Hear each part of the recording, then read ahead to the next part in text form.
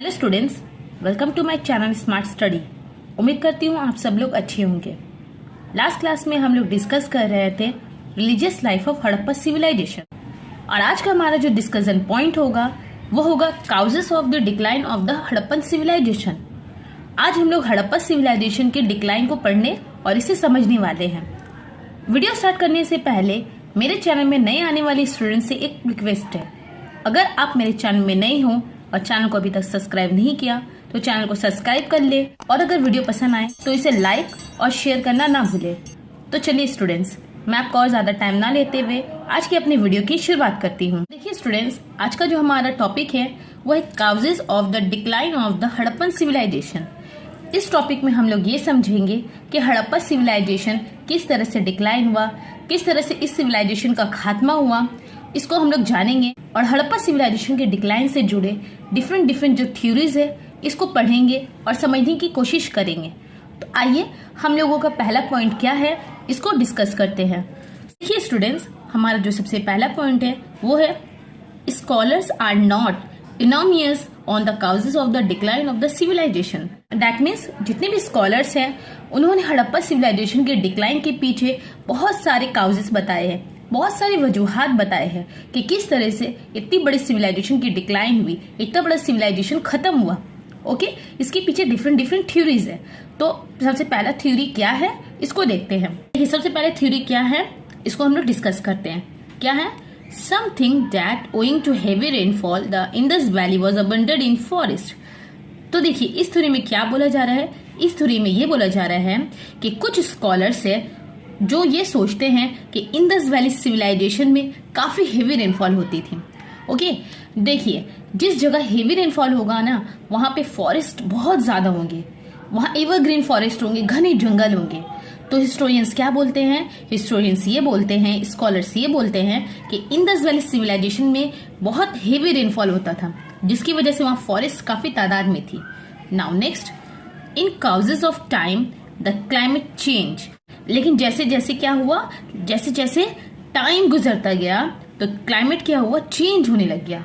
Okay, now next क्या हुआ, अब क्लाइमेट चेंज होने की वजह से क्या हुई, आइए। As rainfall decrease the place became arid and like a desert. तो देखिए स्टूडेंट्स, क्या हुआ, टाइम गुजरने के साथ साथ क्लाइमेट चेंज होने लग गया। अब क्लाइमेट जब चेंज होने लग गया तो रेनफॉल जो है वो डिक्रीज यानी कि कम होने लग गया। क्लाइमेट चेंज हुआ, रेनफॉल डिक्रीज होने लगा, और रेनफॉल जिस जगह डिक्रीज होता है वहाँ फॉरेस्ट क्या होते हैं, वहाँ फॉरेस्ट भी खत्म धीरे धीरे खत्म होने लगते हैं। तो अब इंडस वैली सिविलाइजेशन क्या हो गया, रेनफॉल कम होने की वजह से वो arid land like a desert और डिजर्ट जैसा हो गया। तो इस थ्योरी के मुताबिक इंडस वैली सिविलाइजेशन कैसे खत्म हुई, इस थ्योरी के मुताबिक इंडस वैली सिविलाइजेशन में काफी हेवी रेनफॉल होता था। काफी हेवी रेनफॉल होने की वजह से वहां घने जंगल हुआ करते थे। लेकिन जैसे जैसे टाइम चेंज होता गया, क्लाइमेट में चेंजेस होने की वजह से वहां की रेनफॉल डिक्रीज हो गई, रेनफॉल कम हो गई। अब रेनफॉल जहां कम होता है वहां फॉरेस्ट भी क्या होते हैं, धीरे धीरे खत्म होने लगता है। और उसके बाद क्या हुआ, इंडस वैली सिविलाइजेशन एरिड या फिर डिजर्ट की तरह बन गया। तो इस थ्योरी के मुताबिक इंडस वैली सिविलाइजेशन का खात्मा इस तरीके से हुआ। नाउ अब हम लोग आते हैं अपने नेक्स्ट थ्योरी की तरफ। नेक्स्ट थ्योरी में क्या बोला जा रहा है उसको जानने की कोशिश करते हैं। तो देखिए, now a section of scholars describe the change of climate in Indus Valley to a large scale, felling of trees for the purpose of burning bricks for constructing house। क्या बोला है इस थ्योरी में? अब कुछ स्कॉलर्स का group क्या बोल रहे हैं, कुछ स्कॉलर्स के ग्रुप ये बोल रहे हैं कि इंडस वैली सिविलाइजेशन में क्लाइमेट चेंज हुआ था। अब क्लाइमेट किस वजह से चेंज हुआ था, देखिए ये लोग बोल रहे हैं कि इंडस वैली सिविलाइजेशन के लोगों को काफी तादाद में ईंट चाहिए थी अपने घर को बनाने के लिए, अपने हाउसेस को कंस्ट्रक्ट करने के लिए। अब ये उनको ब्रिक कहाँ से मिलेगी, ब्रिक को पकाना पड़ेगा। ब्रिक को पकाने के लिए क्या चाहिए, उस जमाने में तो गैस नहीं हुआ करती थी। ब्रिक को पकाने के लिए उनको लकड़ी चाहिए, वुड चाहिए। वुड कहाँ से आएगा, फॉरेस्ट से। तो वो लोग लार्ज अमाउंट में फॉरेस्ट को काटने लगे। जब वो लोग लार्ज अमाउंट में फॉरेस्ट को काटने लगे ब्रिक को पकाने के लिए ताकि घर बना सके, तो फॉरेस्ट कटता गया और लास्ट में क्या हो गया, वहां तक क्लाइमेट चेंज होने लग गया। देन क्या हुआ, आगे देखते हैं। With the disappearance of forest rainfall reduce. जैसे कि हम लोगों ने पहले की थ्योरी में क्या पढ़ा, पहले की थ्योरी में हम लोगों ने ये पढ़ा कि जिस तरीके से फॉरेस्ट कम हो उससे क्या होता है, रेनफॉल भी क्या होने लगता है, रिड्यूस हो जाता है। हमेशा याद रखिएगा, जहाँ पे फॉरेस्ट ज्यादा होगा वहाँ पे रेनफॉल ज्यादा होगा, और जहाँ रेनफॉल ज्यादा होगा वहाँ फॉरेस्ट ज्यादा होगा। तो इंडस वैली सिविलाइजेशन के लोग लार्ज स्केल में फॉरेस्ट को काटने लग गए अपने घर बनाने के लिए। इसकी ज्यादा ना होने की वजह से वहाँ की रेनफॉल क्या होने लगी, वहाँ की रेनफॉल रिड्यूस होने लगी। देन क्या हुआ, and the place become unfit for agriculture. अब जहाँ बारिश ही नहीं होगा वहाँ एग्रीकल्चर कैसे होगा। बारिश होता है तभी हम लोगों का तालाब में पानी आता है, झील में पानी आता है, और सब जगह में पानी भरता है। ये हम लोगों ने अपने लास्ट क्लास में यानी economic life of Harappa civilization में ये पढ़ा था। जो हड़प्पा सिविलाइजेशन के लोग थे वो एग्रीकल्चर पे बेसिस करते थे, लेकिन क्या हुआ, रेनफॉल रिड्यूस होने की वजह से अब वहाँ की जो जमीन है वो एग्रीकल्चर के काबिल नहीं रही। देन क्या हुआ, पीपल देन लेफ्ट इट। अब जहाँ एग्रीकल्चर नहीं होगा, पानी नहीं होगा, एग्रीकल्चर से उन्हें फूड मिलता है, पीने के लिए पानी चाहिए, अब दोनों ही नहीं है। बारिश नहीं हो रही है तो एग्रीकल्चर नहीं होगा, जंगल नहीं है तो बारिश नहीं होगा। तो इसकी वजह से क्या होने लग गया, लोग उस जगह को छोड़कर जाने लगे। इस थ्योरी के मुताबिक हड़प्पा सिविलाइजेशन का खात्मा कैसे हुआ, इस थ्योरी के मुताबिक हड़प्पा सिविलाइजेशन का खात्मा इस तरीके से हुआ। कुछ स्कॉलर्स कहते हैं कि हड़प्पा सिविलाइजेशन के जो लोग थे काफी तादाद में जंगलों को काटने लगे ताकि ब्रिक को पकाया जा सके, ईंट को पकाया जा सके, और इससे अपने घर की मरम्मत की जा सके। घर की मरम्मत तो हो जा रही है, घर तो बन जा रहा है, लेकिन क्या हो रहा है, धीरे धीरे जंगल कट रहा है, जंगल की कमी हो रही है। फिर क्या हो रहा है, उससे रेनफॉल रिड्यूस हो रहे हैं, एग्रीकल्चर नहीं कर पा रहे हैं, जिसकी वजह से वहां से लोग जाने लगे। ओके, तो इस थ्योरी में हड़प्पा सिविलाइजेशन का डिक्लाइन कुछ इस तरीके से हुआ। नाउ नेक्स्ट थ्योरी की तरफ हम लोग आते हैं। नाउ नेक्स्ट थ्योरी क्या है, perhaps the floods of the Indus were also responsible for the decline of the civilization। क्या बोला जा रहा है, अब कुछ स्कॉलर्स का ग्रुप ये बोल रहे हैं कि शायद हड़प्पा सिविलाइजेशन की डिक्लाइन के पीछे फ्लड्स वजह है। जैसे कि हम लोग सभी जानते हैं, जितनी भी बड़े से बड़े सिविलाइजेशन इस दुनिया में जन्म लिए हैं, इस दुनिया में हुए हैं, डेवलप किए हैं, वो सब रिवर साइड में हुए थे। तो इंडस वैली सिविलाइजेशन एक रिवर के किनारे फ्लोरिश किया था, जिसका नाम क्या था, इंडस रिवर और इसकी ट्रिब्यूटरीज। ओके, तो स्कॉलर्स के ग्रुप क्या बोलते हैं, इंडस वैली सिविलाइजेशन के खात्मे के पीछे फ्लड्स भी रीजन रही है। फ्लड्स की वजह से भी इंडस वैली सिविलाइजेशन का खात्मा हुआ है। कैसे, आगे जानते हैं। There is no doubt about the fact that the city of Mohenjo-daro was destroyed by the floods of the Indus several times। क्या बोला जा रहा है, स्कॉलर्स को ये प्रूफ मिला है कि इंडस वैली सिविलाइजेशन की एक सिटी थी जिसका नाम था मोहनजोदाड़ो, वो कई दफा सेवरल टाइम्स फ्लड्स की वजह से डिस्ट्रॉय हो गई थी। ओके, नाउ नेक्स्ट देखिए, and measures to prevent the floods were also taken. Mohenjodaro और डिफरेंट सिटीज जो है वो फ्लड्स की वजह से बर्बाद हो रही थी। तो हिस्टोरियंस जब वहां पे एक्सकैवेशन किए हैं तो उनको ऐसे ऐसे प्रूफ मिले हैं जिससे ये साबित होता है कि यहाँ के लोग खुद को और खुद के शहर को फ्लड से बचाने के लिए बहुत सारे मेजर्स किया करते थे। ओके स्टूडेंट्स, तो स्टूडेंट्स इस थ्योरी में हम लोगों ने क्या जाना, इस थ्योरी में हम लोगों ने ये जाना कि हिस्टोरियंस के जो कुछ ग्रुप थे जो ये कहते थे कि इंडस वैली सिविलाइजेशन की डिक्लाइन के पीछे फ्लड्स का बहुत हाथ रहा है। इस चीज का प्रूफ हमें कैसे मिलता है, इस चीज का प्रूफ हमें ये मिलता है कि जब एक्सकैवेशन की गई, जब खुदाई की गई, तो मोहनजोदाड़ो में ये देखा गया है कि मोहनजोदाड़ो फ्लड्स की वजह से सेवरल टाइम डिस्ट्रॉय हो चुकी थी।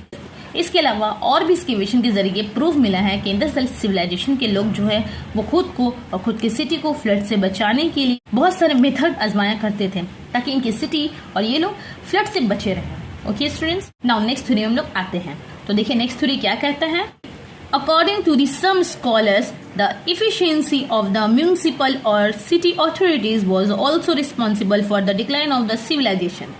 Now देखिए अब इस थ्योरी में क्या कहा जा रहा है कि according to the some scholar, कुछ स्कॉलर्स के मुताबिक the efficiency of the municipal और सिटी अथॉरिटी, जो इंडस वैली सिविलाइजेशन की म्यूनिसिपलिटीज थी, जो वहाँ की अथॉरिटीज थी, उनकी वजह से क्या वो लोग इंडस वैली सिविलाइजेशन के रिस्पॉन्सिबल थे। उन लोगों की वजह से इंडस वैली सिविलाइजेशन का डिक्लाइन हुआ है।